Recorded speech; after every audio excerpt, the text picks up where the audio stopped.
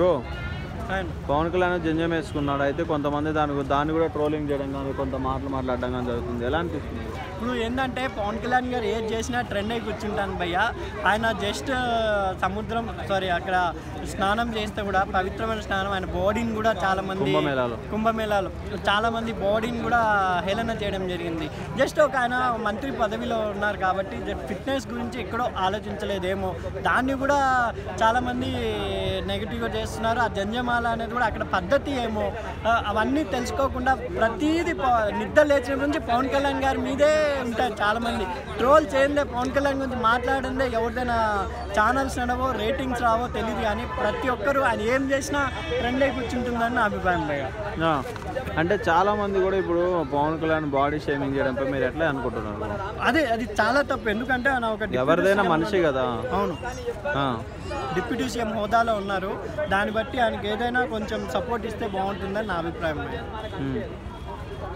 మన టాలీవుడ్ హీరోలు అందరిలో ఛత్రపతి శివాజీ మహారాజ్ గెటప్ కి ఏ హీరో అయితే సెట్ అవుతాడు? నాకైతే నా ఊహల్లో కూడా రామ్ చరణ్ గారు అయితే, ఎందుకంటే ఆల్రెడీ మీకు టాక్ వచ్చిందో లేదో తెలియదు, కానీ ఈ చావా మూవీ తెలుగు రైట్స్ ఒకవేళ తీసుకుంటే రామ్ చరణ్ గారు సెట్ అవుతారు. సింహు మహారాజ్ అంటున్నారు. సింహు మహారాజ్ అన్న శివాజీ వాళ్ళ అబ్బాయే కాబట్టి జస్ట్ ఆ గట్స్ ఉన్నాయి రామ్ చరణ్ గారు. అండ్ యశ్ కూడా బాగుంటారని అనుకుంటారు. యశ్ రామ్ చరణ్ ఒకే పోలిక ఉంటారు కాబట్టి, అంటే అంత బాడీ కట్అవుట్. ప్రభాస్ గారు అంటే మరీ హైట్ అయిపోతుంది. జస్ట్ శివాజీ గారు అంటే రామ్ చరణ్ అని కూర్చుంటున్నామండి. అంటే ఇప్పుడు ఈ మధ్య కాలంలో ఇట్లాంటి సినిమాలకు ఎక్కువ ఆదరణ వస్తుంది. మన విఆర్ నరసింహారెడ్డి ఆ సినిమా చూడవచ్చు.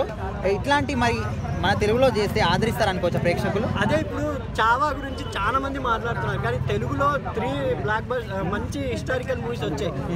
సైరా నరసింహారెడ్డి ఒకటి వచ్చింది, రుద్రమ్మదేవి ఒకటి వచ్చింది. ఈ సినిమాలు ఎవరు ఆదరించలేకపోయారు. జస్ట్ సైరా నరసింహారెడ్డి చిరంజీవి గారు అయితే ఆఫ్టర్ చాలా లాంగ్ టైం తర్వాత ఒక మంచి హిస్టారికల్ మూవీతో వచ్చారు. సినిమా కూడా చాలా బాగుంది. జస్ట్ ఎక్కడో కొంచెం బోరింగ్ ఉందని చెప్పి దాంట్లో కూడా సేమ్ హెడ్ కట్ చేస్తారు. సేమ్ అలా అది కూడా మన కర్నూలు రాయలసీమ జిల్లా జరిగిన రియల్ స్టోరీ, ఉయ్యాలవాడ నరసింహారెడ్డి. కానీ సైరా నరసింహారెడ్డి కూడా జస్ట్ పాన్ ఇండియా రిలీజ్ అయినా ఓన్లీ తెలుగులోనే ఆదరించారు, వేరే చోట ఆదరించారు. కానీ జస్ట్ ఏంటంటే ఇక్కడ క్రేజ్ శివాజీ మహారాజ్కి మొత్తం ఇండియా క్రేజ్ ఉంది కాబట్టి సింహు మహారాజ్ గురించి కూడా అది కూడా చాలా హిస్టారికల్గా మూవీ చూపించారు. అది కాకుండా ఇక్కడ మెయిన్ ఏంటంటే యాక్టర్ మన విక్కీ కౌశల్ యాక్టింగ్లో కూడా దమ్ము ఉంది. అది కాకుండా ఆయన చేసే ప్రతి క్యారెక్టర్ ఆయన కోసం వస్తున్నారు. అన్ని బయోపికే చేస్తున్నారు. ఆయన గుడి నుంచి అన్ని రియల్ స్టోరీసే చేస్తున్నారు కాబట్టి ఇంకా రష్మిక మందన పుష్ప 2 తర్వాత గోల్డ్ ఇవన్నీ కలిసి వచ్చాయి.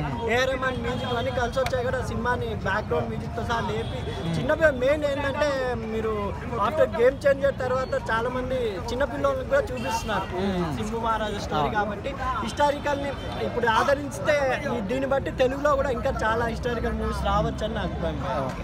థ్యాంక్స్.